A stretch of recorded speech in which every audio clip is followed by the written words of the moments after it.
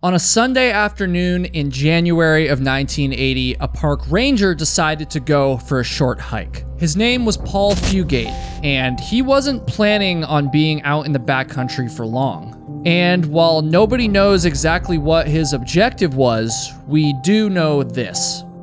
Paul Fugate never returned from his hike, and he was never seen again, dead or alive.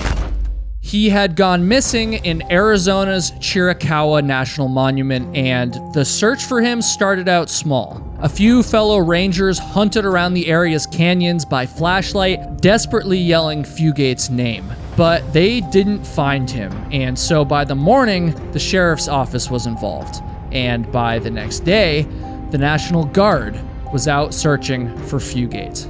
How the hell did a park ranger of all people vanish on what was supposed to be just a short and simple hike? This was obviously the first question on everyone's mind, but as the search and investigation grew in intensity, more and more questions began to emerge. What started out as nothing more than just a short hike would eventually turn into a mystery involving multiple different theories of foul play, numerous lawsuits, an affair with a pregnancy, and much, much more. And as if that all wasn't strange enough, here we are, over 40 years later, and no closer to the truth than we were that fateful afternoon when Paul Fugate hiked out into the Arizona wilderness. This is the story of the only National Park Service ranger who vanished and has never been found.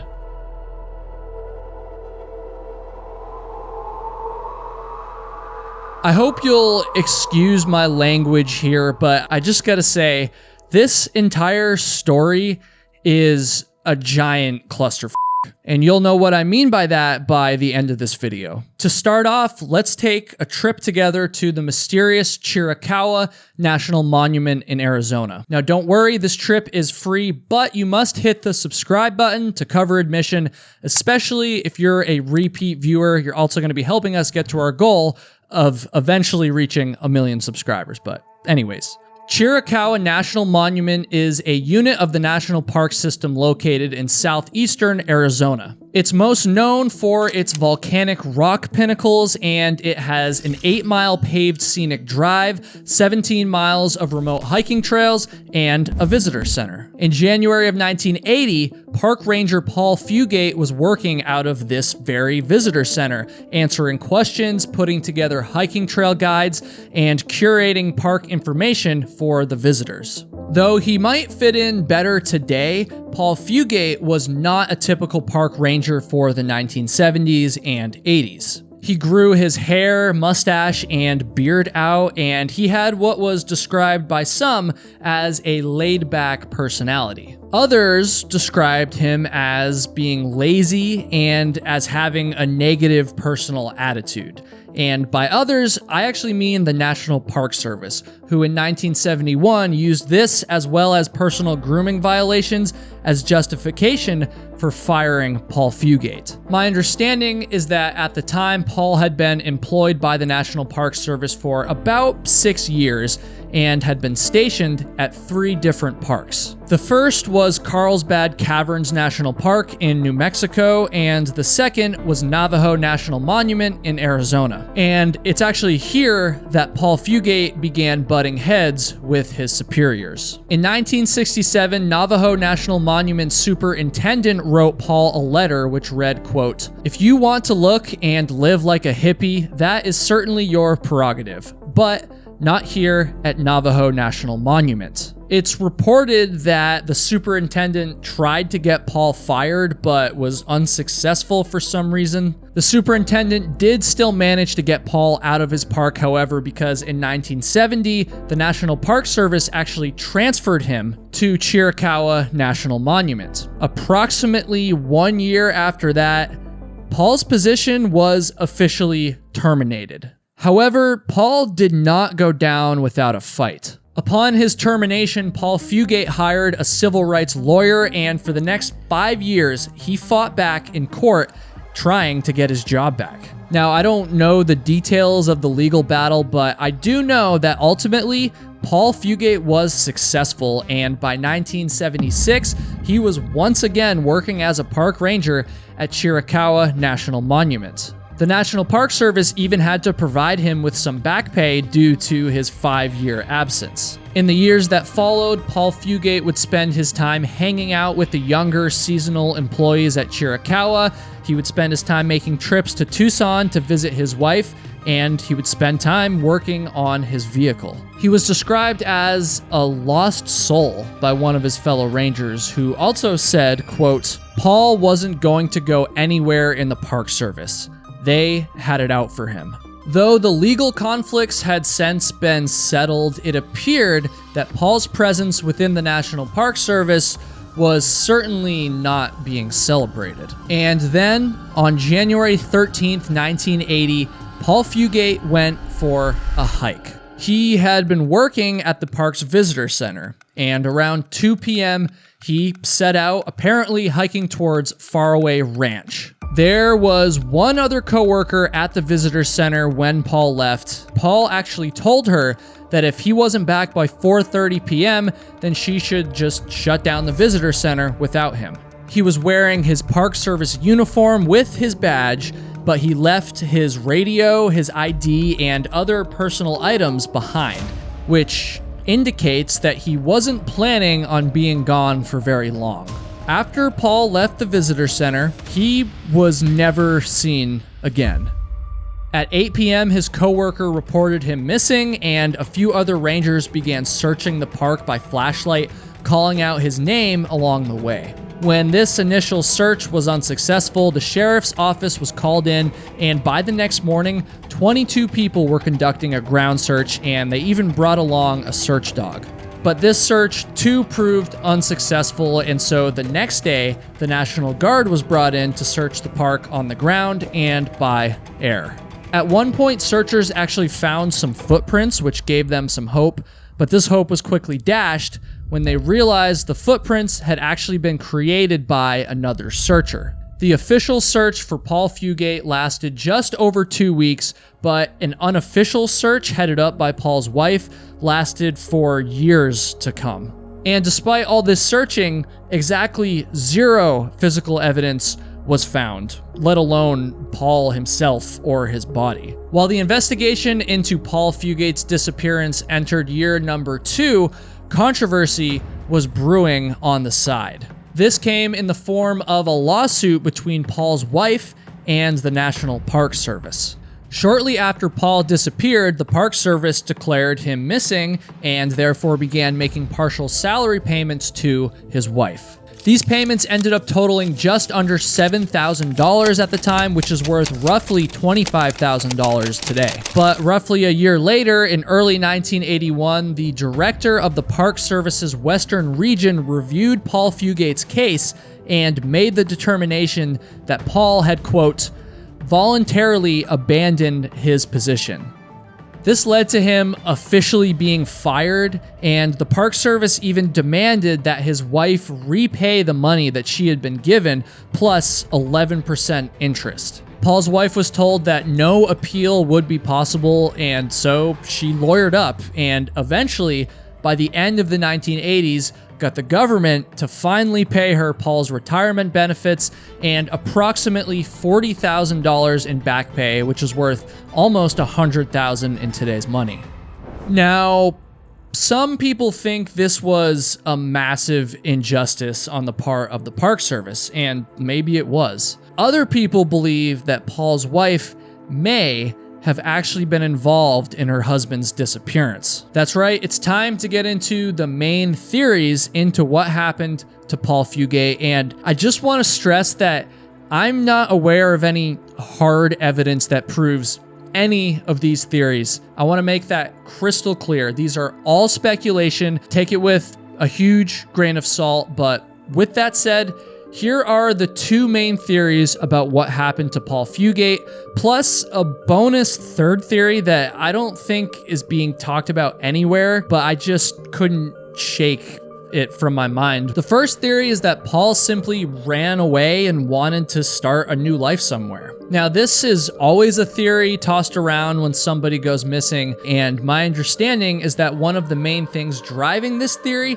Paul Fugate was having an affair with a Park Service coworker who had actually gotten pregnant with his child. And apparently this coworker had told Paul about the pregnancy only a few days before he went missing. Apparently Paul's wife knew about the affair and was kind of okay with it, actually, and so maybe calling it an affair isn't even true. Paul was apparently still very dedicated to his wife and had no intentions of leaving her. I don't know, maybe it was more of like an open marriage kind of thing. But either way, investigator Pat Hanley believes that Paul was frustrated from his conflicts within the Park Service. He was having issues in his marriage and had now accidentally gotten his much younger girlfriend pregnant. And so he just decided to run away one day. I even read a few articles stating that there was actually an unconfirmed sighting of Paul Fugate in Bend, Oregon in 1983, so that would potentially support this theory. Although I will say that I could hardly find any detailed information about this sighting. To me, it kind of seems like the sighting was either just a false sighting or that it never even happened. Regardless, this theory certainly does seem plausible, and it's one that multiple people involved in the investigation believe to be true. And I'll remind you once again that the entire reason Paul's wife was ordered to pay back the National Park Service in 1981 was because at the time, the Park Service believed that her husband had just run off. But if that's what Paul Fugate did, then what explanation is there for the valuable things that he left behind? A gun collection, expensive camera equipment, over $1,000 worth of cash in today's money, and his Chevy truck that he was in the process of restoring. Now, obviously, this doesn't completely discredit the runaway theory, but it does make you wonder. Now, the second theory about what happened to Paul Fugate is that he was murdered. After the disappearance, a Park Service volunteer who was actually friends with Paul came forward with a potential clue. This volunteer said that on the day Paul went missing, he drove by a pickup truck and actually saw Paul inside, slumped between two men as the truck sped away at like 50 miles per hour. Other employees at Chiricahua National Monument allegedly saw vehicle tracks and signs of a struggle in the dirt near Faraway Ranch, the intended destination of Paul's hike. Now, this sighting and evidence has never been proven to be true, and I'm not even sure which murder theory it supports, honestly. The first of these murder theories is that Paul was actually met with foul play due to accidentally stumbling upon illegal drug activity. Due to the park's close proximity to the Mexican border, it wasn't exactly unheard of for drug traffickers to be in the area at the time. That holds true for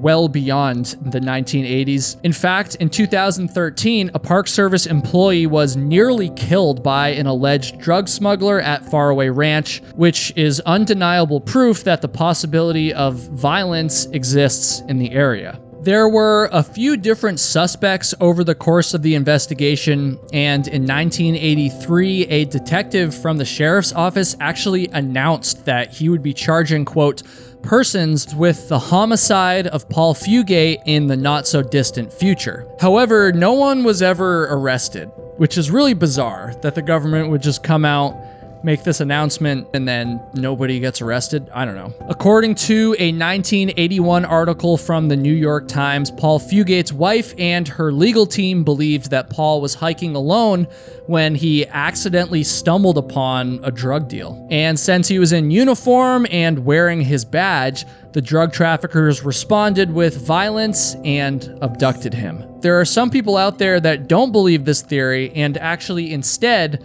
point the finger at Paul's wife herself. I am not accusing Paul's wife of murder. In fact, I'm not aware of any solid, real evidence that points the finger at her. My understanding is that it's all just vague speculation. There are some people out there who believe that Paul's wife's actions following Paul's disappearance were somewhat suspicious. Paul's wife didn't arrive at Chiricahua National Monument until 4 days after her husband had vanished, which is, it's pretty odd, you got to admit, because she only lived a few hours away. And since she wasn't a suspect at the time and still really has never been a suspect, her home was never searched and she was never asked by the authorities to provide an alibi. According to one Park Service employee, Paul's wife seemed more upset about her husband getting his coworker pregnant than she was about him disappearing. And all of that weird stuff aside, I'd be remiss if I didn't talk about the potential financial motive that Paul's wife might have had. When investigators searched Paul's cabin,